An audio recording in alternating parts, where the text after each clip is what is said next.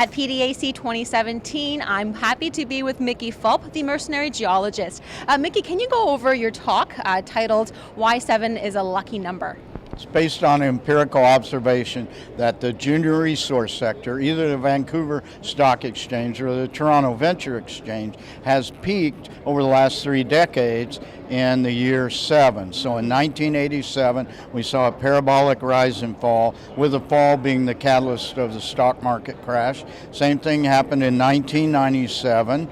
The market peaked, and then we had BRIEX, and it crashed. Right. In 2007 was the all-time high of the Toronto Venture Exchange, and the catalyst that took it down was a couple of things. The failure of Nova Gold in November of 2007, and then the global economic crisis, all in 2008. So the idea here, and I published a piece a couple of years ago called Why 7 a Lucky Number, is this going to happen in 2017? My conclusion is we are an incipient bull market for commodities and the venture exchange. I think we're going to have a rising market in 2017, but I hope we don't have an exponential crash the way we've had the previous 3 decades. For sure. And what are your tips, or what is your warning for those who are excited about this year but should also watch out?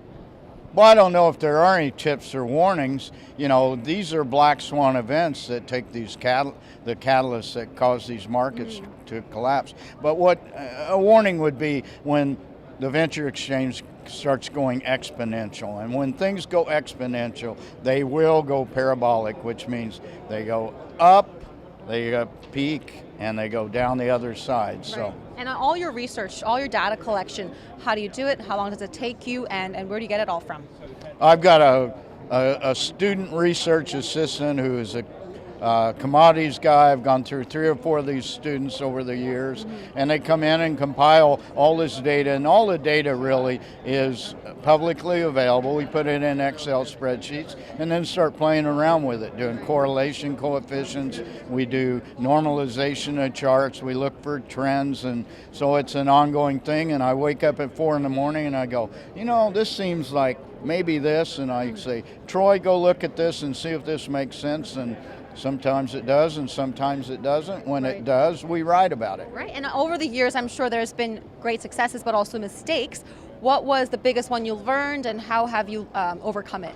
Well, the biggest mistake I think I made, well, I made several mistakes, and so I learn every day. A day without learning is a day wasted, in my opinion. But I made some bad stock picks. I got in uranium way too early. I'm still in these uranium stocks, but one of the uranium stocks I own rolled back, and it's not even a uranium company now, it's a lithium company. So it just becomes a tax loss sale. I don't sell stocks at a loss except during tax loss season, and I got enough gains in especially bull market years like 2016 and now. I'll just burn these for losses and take 0 capital gains for the next 2 or 3 years. Really good. Now, you've published something online where you give tips for PDAC.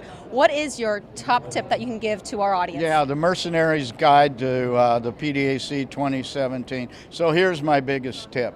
Get to the hospitality suites early. Slip slide some food down your gullet before you consume too many adult beverages.